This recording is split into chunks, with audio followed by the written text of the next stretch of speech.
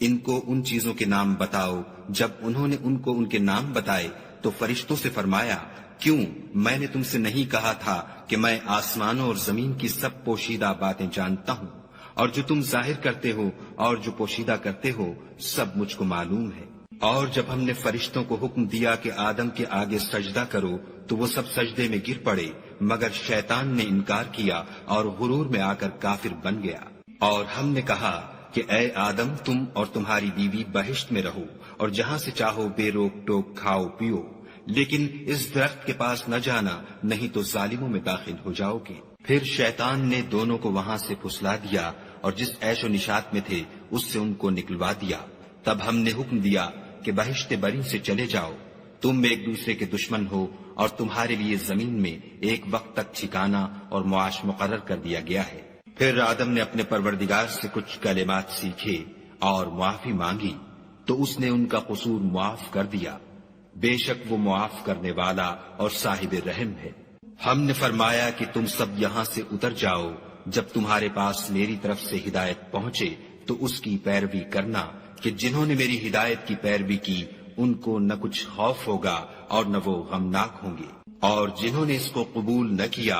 اور ہماری آیتوں کو جھٹلایا وہ دوزخ میں جانے والے ہیں اور وہ ہمیشہ اس میں رہیں گے۔ اے آل یعقوب، میرے وہ احسان یاد کرو جو میں نے تم پر کیے تھے، اور اس اقرار کو پورا کرو جو تم نے مجھ سے کیا تھا، میں اس اقرار کو پورا کروں گا جو میں نے تم سے کیا تھا، اور مجھے سے ڈرتے رہو۔ اور جو کتاب میں نے اپنے رسول محمد صلی اللہ علیہ وآلہ وسلم پر نازل کی ہے، جو تمہاری کتاب تورات کو سچا کہتی ہے، اس پر ایمان لاؤ اور اس سے منکر اول نہ بنو، اور میری آیتوں میں تحریف کر کے ان کے بدلے تھوڑی سی قیمت یعنی دنیاوی منفعت نہ حاصل کرو، اور مجھے سے خوف رکھو، اور حق کو باطل کے ساتھ نہ ملاؤ اور سچی بات کو جان بوجھ کر نہ چھپاؤ، اور نماز پڑھا کرو اور زکوٰۃ دیا کرو اور خدا کے آگے جھکنے والوں کے ساتھ جھکا کرو۔ یہ کیا عقل کی بات ہے کہ تم لوگوں کو نیکی کرنے کو کہتے ہو اور اپنے تئیں فراموش کیے دیتے ہو، حالانکہ تم کتاب خدا بھی پڑھتے ہو، کیا تم سمجھتے نہیں؟ اور رنج و تکلیف میں صبر اور نماز سے مدد لیا کرو، اور بے شک نماز گراں ہے مگر ان لوگوں پر گراں نہیں جو عجز کرنے والے ہیں، جو یقین کیے ہوئے ہیں کہ وہ اپنے پروردگار سے ملنے والے ہیں اور اس کی طرف لوٹ کر جانے والے ہیں۔ اے یعقوب کی اولاد، میرے وہ احسان یاد کرو جو میں نے تم پر کیے تھے، اور یہ کہ میں نے تم کو جہان کے لوگوں پر فضیلت بخشی تھی۔ اور اس دن سے ڈرو جب کوئی کسی کے کچھ بھی کام نہ آئے اور نہ کسی کی سفارش منظور کی جائے اور نہ کسی سے کسی طرح کا بدلہ قبول کیا جائے اور نہ لوگ کسی اور طرح مدد حاصل کر سکیں۔ اور ہمارے ان احسانات کو یاد کرو جب ہم نے تم کو قوم فرعون سے مخلصی بخشی، وہ لوگ تم کو بڑا دکھ دیتے تھے، تمہارے بیٹوں کو تو قتل کر ڈالتے تھے اور بیٹیوں کو زندہ رہنے دیتے تھے، اور اس میں تمہارے پروردگار کی طرف سے بڑی سخت آزمائش تھی۔ اور جب ہم نے تمہارے لیے دریا کو پھاڑ دیا تو تم کو تو نجات دی اور فرعون کی قوم کو غرق کر دیا، اور تم دیکھ ہی تو رہے تھے۔ اور جب ہم نے موسیٰ سے 40 رات کا وعدہ کیا تو تم نے ان کے پیچھے بچڑے کو معبود مقرر کر لیا اور تم ظلم کر رہے تھے، پھر اس کے بعد ہم نے تم کو معاف کر دیا تاکہ تم شکر کرو۔ اور جب ہم نے موسیٰ کو کتاب اور معجزے عنایت کیے تاکہ تم ہدایت حاصل کرو۔ اور جب موسیٰ نے اپنی قوم کے لوگوں سے کہا کہ بھائیو، تم نے بچڑے کو معبود ٹھہرانے میں بڑا ظلم کیا ہے، تو اپنے پیدا کرنے والے کے آگے توبہ کرو اور اپنے تئیں ہلاک کر ڈالو، تمہارے خالق کے نزدیک تمہارے حق میں یہی بہتر ہے۔ پھر اس نے تمہارا قصور معاف کر دیا، وہ بے شک معاف کرنے والا اور صاحب رحم ہے۔ اور جب تم نے موسیٰ سے کہا کہ موسیٰ، جب تک ہم خدا کو سامنے نہ دیکھ لیں گے تم پر ایمان نہیں لائیں گے، تو تم کو بجلی نے آ گھیرا اور تم دیکھ رہے تھے، پھر موت آ جانے کے بعد ہم نے تم کو از سر نو زندہ کر دیا تاکہ احسان مانو، اور بادل کا تم پر سایہ کیے رکھا اور تمہارے لیے من و سلوہ اتارتے رہے کہ جو پاکیزہ چیزیں ہم نے تم کو عطا فرمائی ہیں ان کو کھاؤ پیو، مگر تمہارے بزرگوں نے ان نعمتوں کی کچھ قدر نہ جانی، اور وہ ہمارا کچھ نہیں بگاڑتے تھے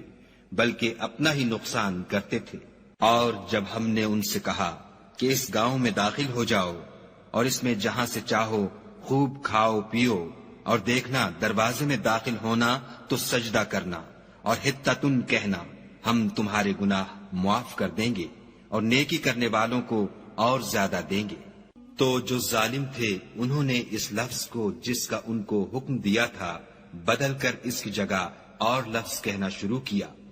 پس ہم نے ان ظالموں پر آسمان سے عذاب نازل کیا کیونکہ نافرمانیاں کیے جاتے تھے۔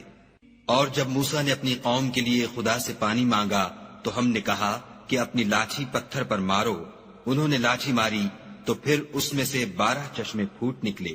اور تمام لوگوں نے اپنا اپنا گھاٹ معلوم کر کے پانی پی لیا۔ ہم نے حکم دیا کہ خدا کی عطا فرمائی ہوئی روزی کھاؤ اور پیو، مگر زمین میں فساد نہ کرتے پھرنا۔